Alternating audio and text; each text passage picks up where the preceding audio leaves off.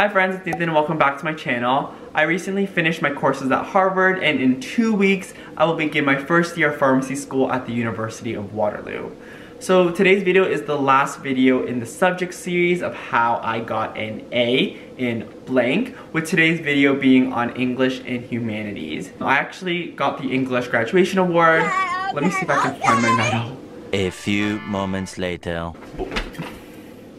So here's my medal. That's my school, and then here it says graduation award, Nathan, English. And I got this for having the highest English mark in my graduating class. Exciting stuff. I love English, that's what I'm trying to say. And I wanted to continue writing in university, so I used my electives to take scientific communications, Latin, and classical mythology.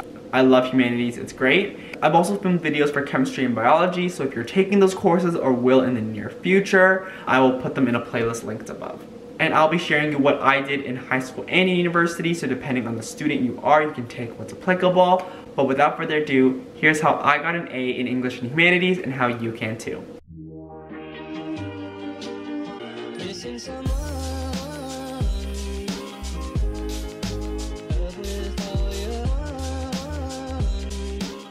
Note-taking. For English specifically, there's not a lot of note-taking, rather there's more discussion and analysis, so make sure you're jotting down ideas. Whether you're studying Shakespeare, poetry, or short stories, make sure you're annotating on the side or keeping a running list of themes, character development, plot development, that kind of stuff. This will be really helpful when you have to study for an exam or when you have to write an essay on the topic. The rest of the humanities tends to be very content heavy, so make sure you're condensing your notes, keeping it simple and to the point. And if you're studying languages, make sure you are organizing your grammar into tables and keeping a running list of vocabulary. I filmed a video on how to take notes depending on the subject with a whole section focused on humanities, so if you want to know more detail, I will link it here. During class, with English and Humanities, class discussion and contribution is highly encouraged. However, if you have certain ideas or insights, I would keep them to myself, and I'll explain why. If your teacher asks for a black and white answer, or if your discussion is being evaluated, definitely articulate those bright ideas. However, if you know that you're talking about a concept that you will have to write an essay on, I would keep those ideas on the DL and just to myself so that no one can take them. No one can steal them, essentially. And it's not being snaky, it's being smart, and school is a competitive environment. You won't find an author or researcher shouting their ideas or findings at the top of their lungs until their work is actually published, and the same goes for students. It just prevents anyone from taking your good ideas. So yeah. Homework. So your readings are your homework. If you need to read Act 2 of Hamlet, do that. If you need to read about the Iliad, do it. Just keep in mind that while you're reading, you should be taking notes. So again, like what I mentioned earlier, keeping a running list of themes or summarizing after each chapter. I also found doing study questions very helpful, and this is not something you do all in one night. It's over time as you do your readings. So study questions basically ask you about the plot, about the character development, just simple topics. If your teacher or prof provides them, that's great, utilize them. If they don't, you can easily find study questions to any text or any topic online with a simple Google search, and those make really good summaries and study guides for later reference. Studying. So if you have an exam, you're gonna have to study, and if you don't have an exam and you have a final paper to write, I'll get into that shortly, but let's talk about studying for an exam. I use a method called active recall. I would aggressively condense my notes and then try to regurgitate as much information about a topic when given a simple prompt. This ensures that I'm able to recall information. I would also teach the information, because if you can teach the information, you definitely understand it. And this system is crucial for courses like sociology or history, where there is just so much content. I also filmed a whole video on how to study depending on the subject, whether it is content-based or problem-based. Humanities does fall in the content-based category. You'll find a step-by-step tutorial on how I use the active recall method. But truly, my best study trick was to anticipate the question that was going to be asked. You can expect that you're going to get short answer questions and an essay on your exam, so try and anticipate those questions. If you're studying literature, you're going to probably ask you about themes, about character development, Or if you're looking at history, you already know they're gonna be asking you like the lesson of historical events, the impacts, that kind of stuff. And now that you have a rough idea of what they're going to be asked, make essay plans. And if you don't know what an essay plan is, it's basically an essay outline. It is very rough and it's not fleshed out, but it should still have rough ideas for your introduction, thesis, argument, and conclusion. And once you make those essay plans, know them inside out, so that when you do sit your exam and you see the question, you'll be like, great, I have my essay. I thought this was supposed to be the most advanced security system on the planet. You already know what you're going to talk about, so you don't have to waste time brainstorming. You can start writing right away.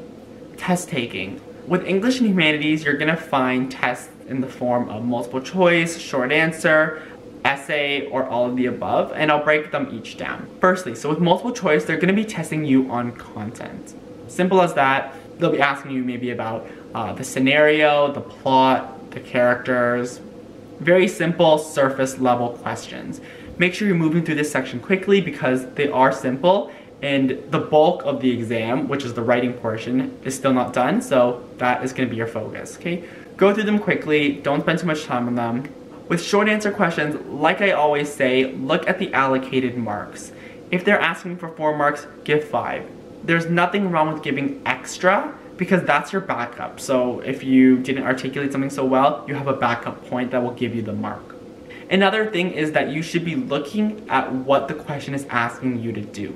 So if it's asking you to explain or describe, make sure you're including lots of detail. If it's asking you to compare, make sure you're clearly defining your 2 different ideas and comparing them and contrasting them. And if you really want that cherry on top, always think of the bigger idea and try to include it. Literature and humanities is always going to be a theme. There's always going to be a lesson. Try to find out what the author or researcher was trying to convey and include that in. Humanities is all about us humans. There's so much application to it. Like, we're not studying history just, you know, like we want to see what happened in the past. No, we are studying history to learn about the future and hope that history doesn't repeat itself or it improves for the better, right? There is so much application. Utilize it, make connections, and it'll give you a very thorough answer. Now the big one to tackle, the essay. So if you correctly anticipated the question, congrats, you can begin and you're ready to rock and roll. However, if you haven't, don't stress too much about it. You know, sometimes we can't predict everything and oftentimes we don't predict it right. Just relax, take a breath, and make an essay outline. Please, please do not write your essay blindly. Just spend the time to make an outline. It only takes 5 minutes. It'll save you so much time in the long run when you actually have a structure to your ideas and you know where you want to go with the essay. One thing that you have to remember is that writing an essay in an exam is very different than writing an essay as a paper and having to submit it. 1, you don't have spell check, and 2, you don't have time to make your writing beautiful and elegant.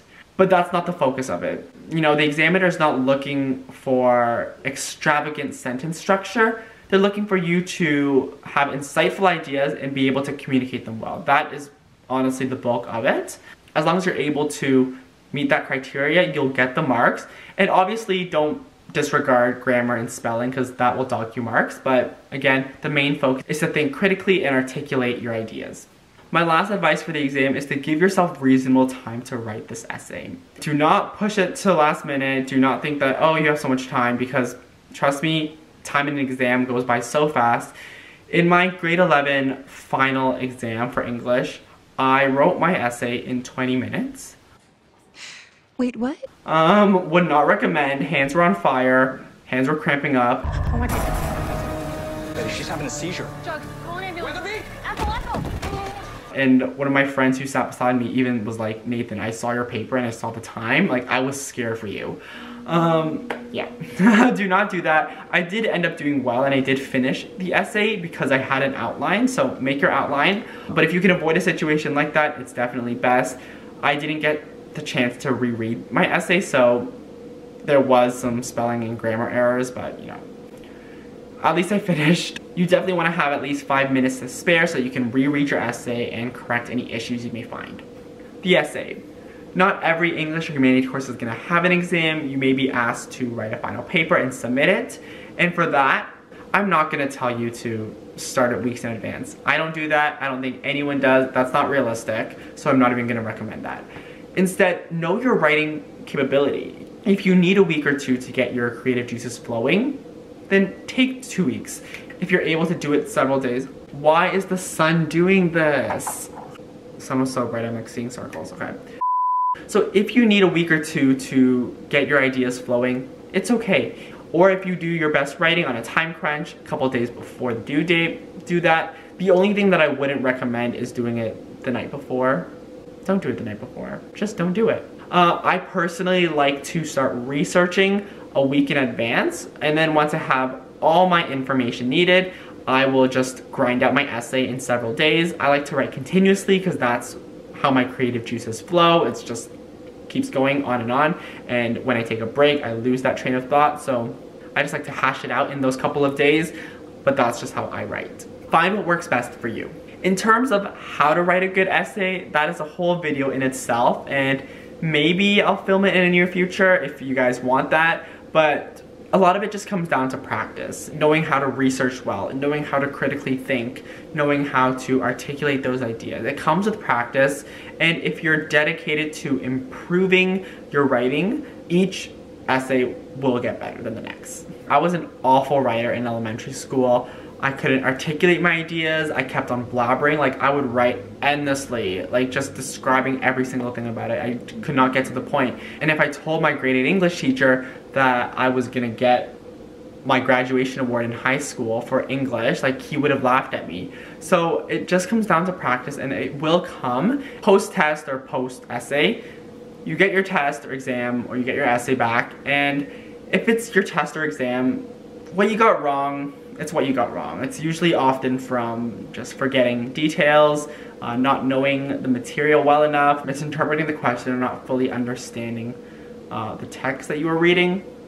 That's pretty much what it is.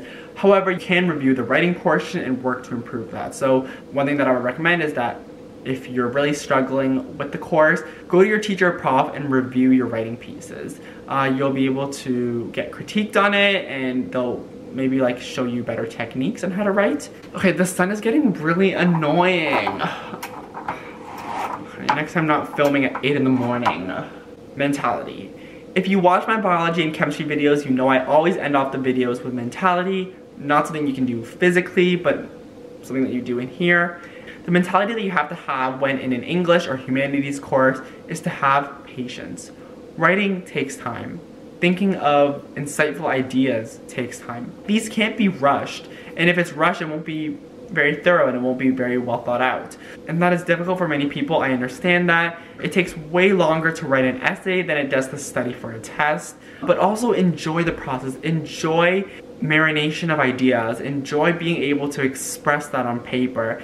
Humanities is a course where you're allowed to talk about your opinions. You're able to speak about bigger ideas and concepts. Just try and enjoy it as much as possible. In school, I know there can sometimes be a lack of creativity and self-expression, but I feel like with English and humanities, you're able to express that, which is rare. So just take the opportunity. And while the process takes time, so does improvement. You're not going to become a better writer the next day, right? However, if you're dedicated to improving the cultivation of ideas, if you're dedicated to improving your writing skills, each essay should be getting better, right? As you learn more techniques, as you become more open-minded and you know more about the world and news and all that stuff, you can make better connections, you can write better. So it just takes time. Trust in the process, enjoy the process, and don't look at writing in such a negative light. It's only gonna make the process harder. And that is everything I did to get an A in English and Humanities. If you made it to the end, thank you. I hope you enjoyed this mini subject series. I hope you learned a lot, and that these tips and tricks that you now know, you can, whip it out for the kill and get those A's and get the mark that you actually want. Specifically for my high school audience, I know that university applications are due soon, and if you're new, you may not know, but I have a whole series on my channel called Spilling the UNIVERSI-TEA, where I asked a bunch of my friends who study at various top Canadian universities to share their experiences and give you everything that you need to know about the school before going there. If you're still struggling to find out which university to apply to, definitely check that out. I will link it above, but also in the description box below. If you learned a new study tip, please give this video a like and let me know how you're finding your English or humanities class. I respond to every single comment. I love hearing your successes in the class, but as well as hearing your struggles. We're all students, we all struggle, and we should remove the stigma that struggling is weakness. School is hard. It's meant to be hard. So why not struggle together? It's holiday break, so the next few videos will be very casual and personal and chatty, so I hope you guys like that. It's just to give you a break and to relax a little bit. So subscribe and hit the post notifications so you don't miss those fun videos. But that's it from me, and I will see you friends in the next video. Bye. Oh my god, this lighting. I swear if the lighting is bad, I truly apologize. I'm truly sorry.